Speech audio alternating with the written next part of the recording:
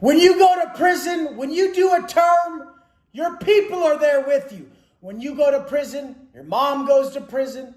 When you go to prison, your girl goes to prison. When you go to prison, your kids are in there with you.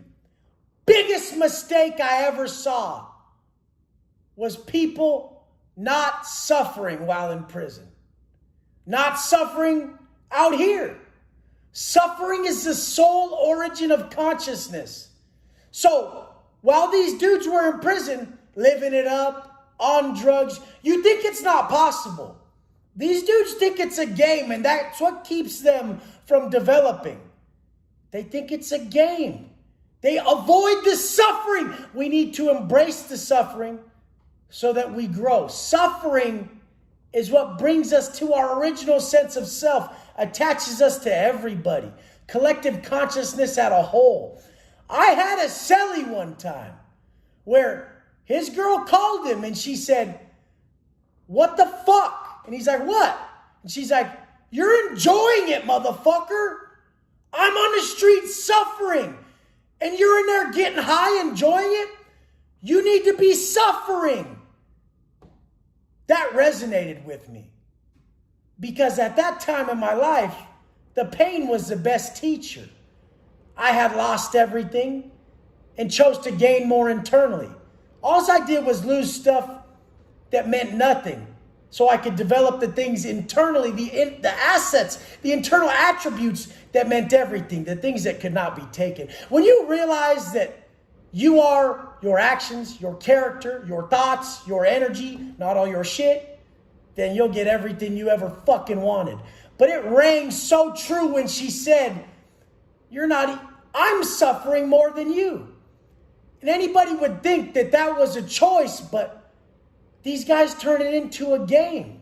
They'll go from one prison to another talking about, "Hey, Wes, you remember the cinnamon rolls at Donovan? They were as big as a fucking tray." Like, just only remembering the good shit.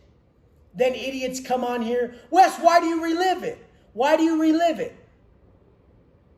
They only remember the good shit. Or people, "Oh, I miss getting tatted. I miss doing the burpees with the fellas."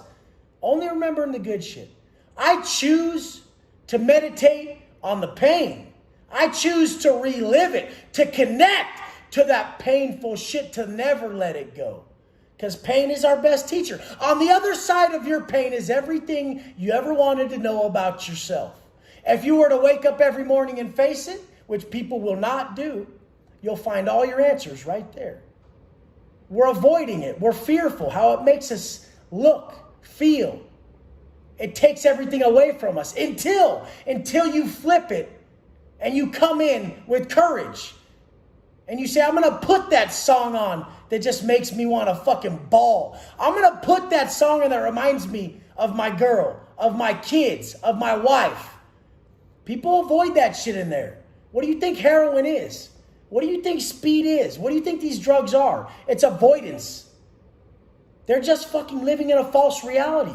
They have an escaping reality issue, not an addiction issue. If they lived in their reality every morning, my family's on the street. I love them. I miss them. This shit hurts. It's painful. I'm going to change. It's going to take that whole 10 years to unmake their 20 years of being a piece of shit. It took me 10. Five in of fully living, breathing, and killing this program that I teach you guys here. Killing it, changing my life and others. I relapsed. I fucking relapsed. Growth is not linear. Nobody just goes straight to the top upward trajectory. It doesn't happen. Nobody.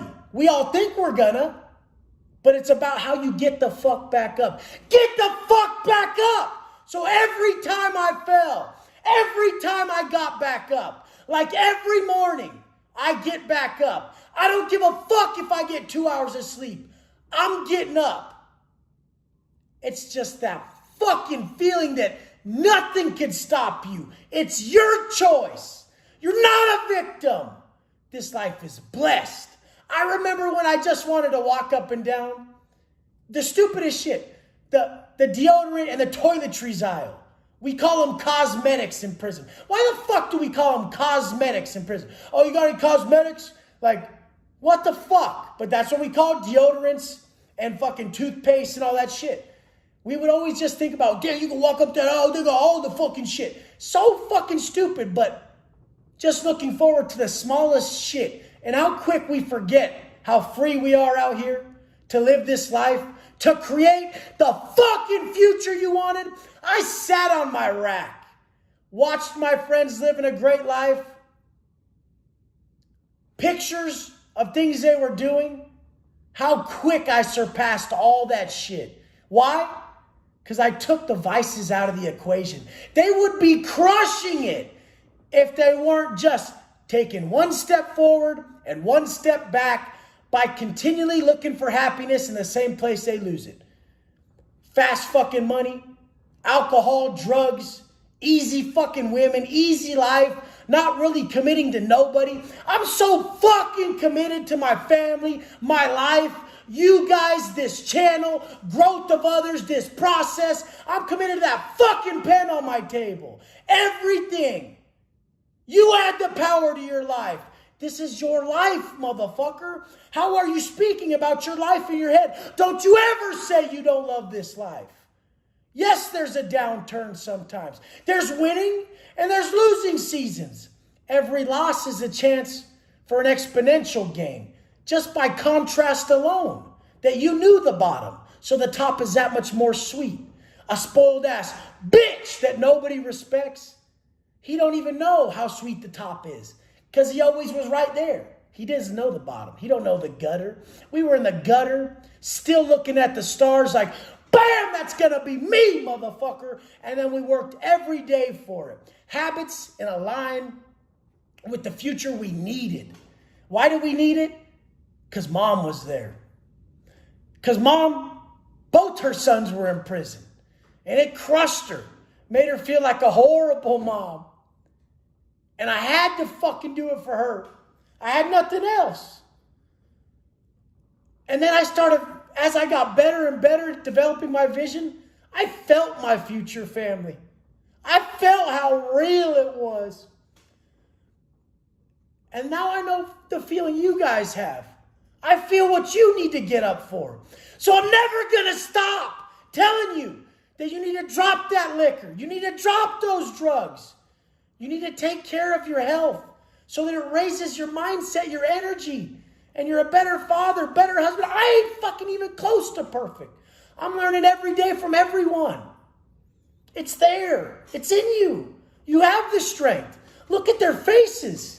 They fucking need you. It ain't about you, motherfucker. You tried all that. It ain't working. It ain't serving you. Drop all that shit. Do it for them. And then once you start to build that self-love in you, it changes your entire life. You respect yourself.